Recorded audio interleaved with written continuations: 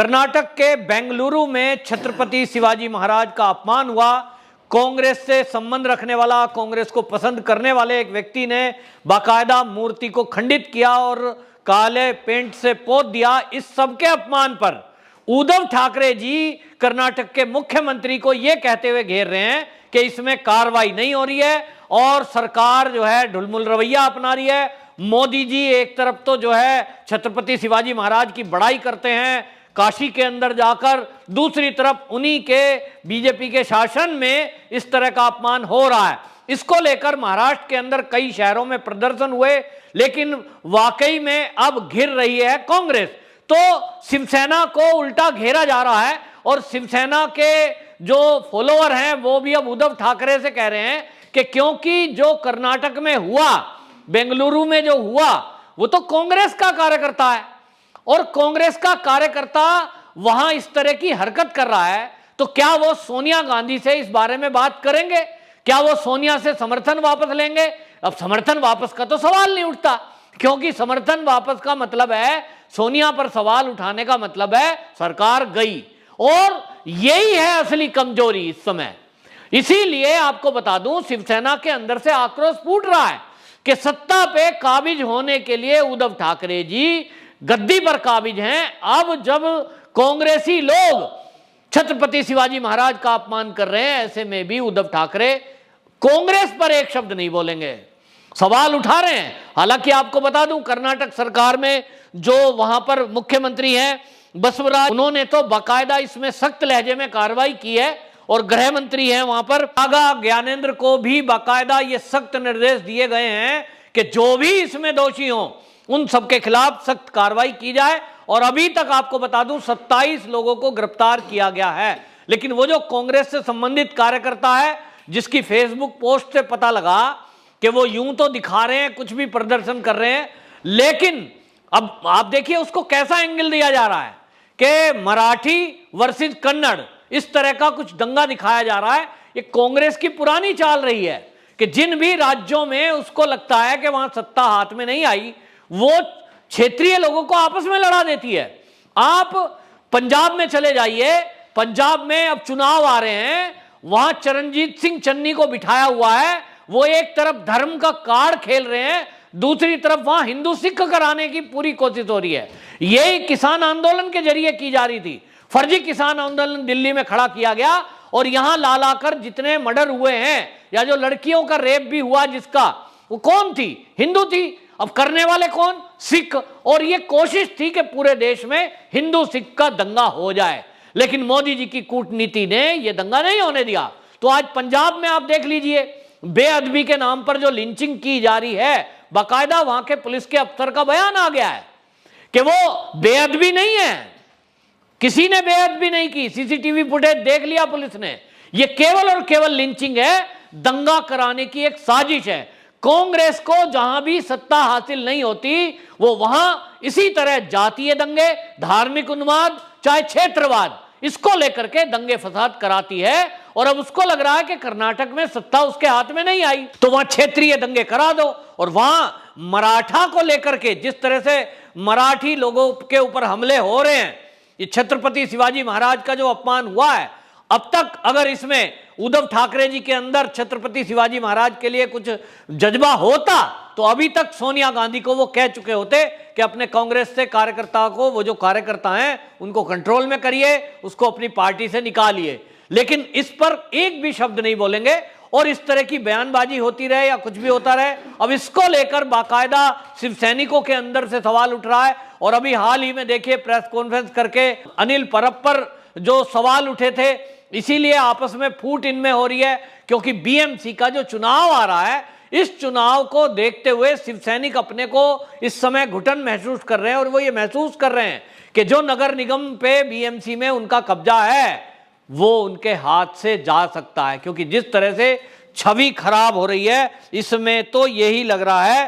कि मामला गड़बड़ है। उद्धव ठाकरे जी कहते हैं पिछले 7 साल से वहां मराठी लोगों के ऊपर अत्याचार हो रहे हैं कर्नाटक के अंदर। तो भाई पहले कांग्रेस की सरकार थी, तब आपने सत्ता का सुख भोगा, उसके पहले तो बात नहीं करी आपने कभी भी। और फिर क्यों गठबंधन किया है ऐसी कांग्रेस से?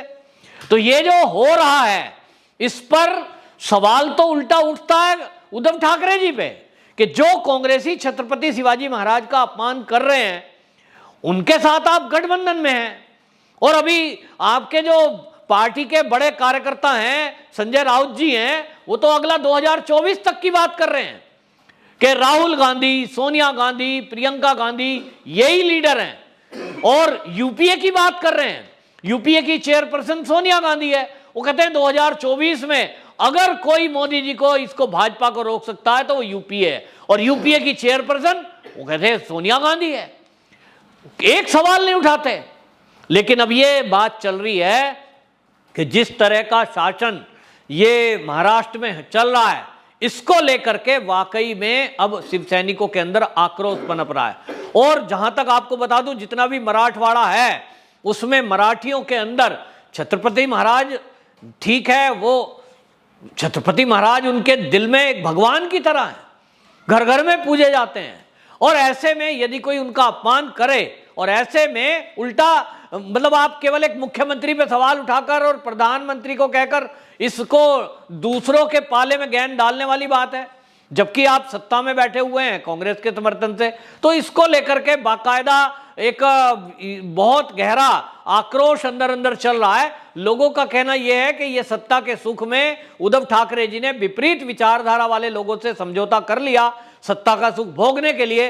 लेकिन अब जिस तरह की शिवसेना की मूल विचारधारा है, वो मूल विचारधारा और शिवसेना की स्थापना वो छत्रपति महाराज जी के आदर्शों पर चलने वाली पार्टी बनी तो इसीलिए थी। लेकिन अब सारे आदर्श एक तरफ रखने पड़ रहे हैं। कर्नाटक में जिस तरह का हुआ, जिस तरह का वहां पर आप देखिए बेंगलुरु की घटना जो हुई है, इसमें इसको देखते हुए क्या होगा, क्या वो इस तरह का एक्शन लेने के लिए बात करेंगे कहीं? अब आप देखिए एक तरफ वहां क्या हो रहा है, कांग्रेस के ही लोग हैं वो जो दंगा फसाद कर रहे हैं, उनका तो काम है, सत्ता हाथ में आई नहीं, दंगा फसाद कराओ और आपस में फूट डाल के और सोचो किसी तरह से फिर से कहीं चुनाव में आपको कुछ वोट मिल जाए। तो क्षेत्रवाद की लड़ाई करा दें या धर्म की लड़ाई करा दें, इसी में कांग्रेस को अपना कुछ फायदा दिखता है। और पंजाब का चुनाव अभी आ रहा है, उत्तर प्रदेश का चुनाव अभी आ रहा है, तो देखिए इन 5 राज्यों में जो चुनाव है वहां हम देख रहे हैं कि कांग्रेस को फिर से अब वही काम याद आ रहा है। राहुल गांधी का बयान देख लीजिए, हिंदुत्व, अब उनको हिंदू और हिंदुत्व की बात ध्यान में आ रही है, क्योंकि उनको लगता है कि हिंदू और हिंदुत्व की बात करके कहीं ना कहीं वो मुसलमानों को खुश ले जाएं।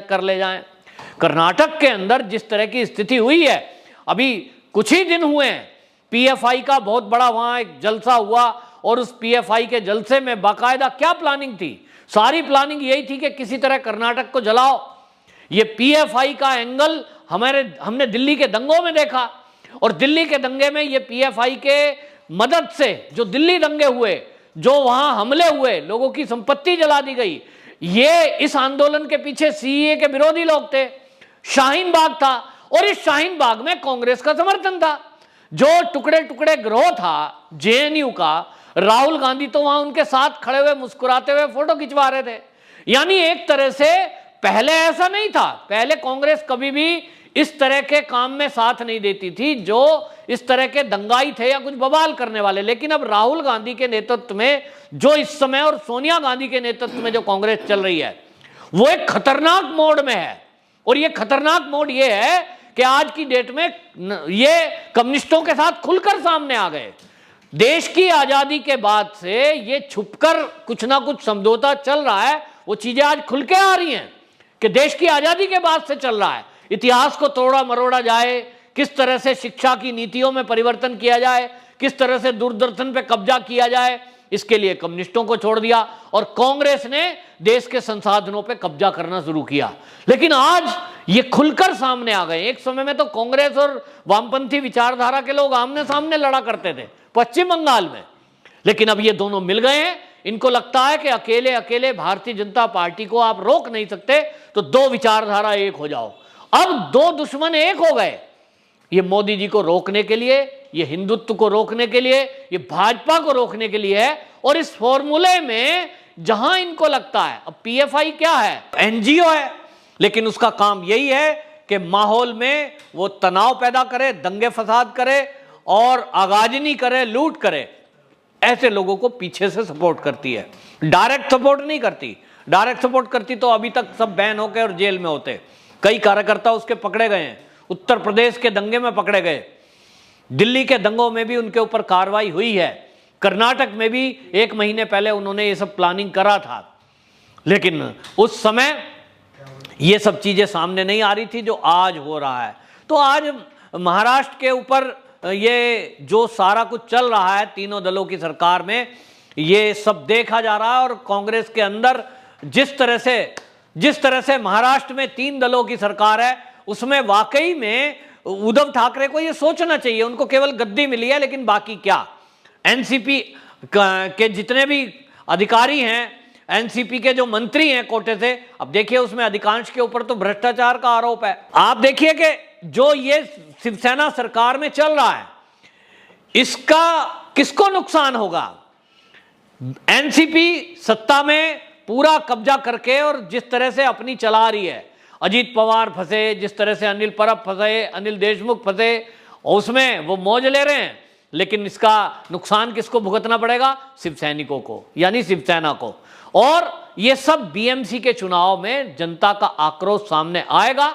अब तो शिवसेना के अंदर से भी आक्रोश फूटने लगा है, एक तरह से शिवसेना में ही विद्रोह हो गया है। अब शिवसेना के कई नेता अभी दबी जुबान में हैं, लेकिन आने वाले समय में ये मुखर होकर के बोलेंगे कि उद्धव ठाकरे ने सत्ता प्राप्ति के लिए विपरीत विचारधारा के लोगों से जो समझौता किया है, आखिरकार उसमें आम शिव सैनिक को क्या हाथ लगा। छत्रपति शिवाजी महाराज का अपमान और उसके अलावा कार्यकर्ताओं का भी अपमान और मराठी लोगों के ऊपर अत्याचार जो कर्नाटक में हो रहा है, वहां कौन कर रहे हैं, कांग्रेस के ही लोग कर रहे हैं। लेकिन वहां की जो सरकार है भाजपा की, जरूर इस पर कार्रवाई करेगी। और जैसा मैंने बताया, अभी तक 27 लोग गिरफ्तार किए जा चुके हैं। इसकी भी साजिश खुलेगी कि कौन लोग इसके पीछे वास्तव में थे और उनकी मंशा क्या थी। अभी तक के जो सूत्र हैं कर्नाटक के सरकार के, वो ये कह रहे हैं कि इसके पीछे मराठा वर्सेस कन्नड़ लोगों का, जो कर्नाटक के लोग थे, उनके आपस में दंगा कराकर माहौल खराब करना कर्नाटक का, ये इसके पीछे की साजिश थी। जल्द ही प्रशासन ने इसके ऊपर कंट्रोल पाया है, लेकिन इसके तार कहां तक जुड़े हैं ये खंगालने में अभी भी पुलिस लगी है। शंका है कि इसके पीछे भी कहीं ना कहीं पीएफआई का हाथ है। वंदे मातरम।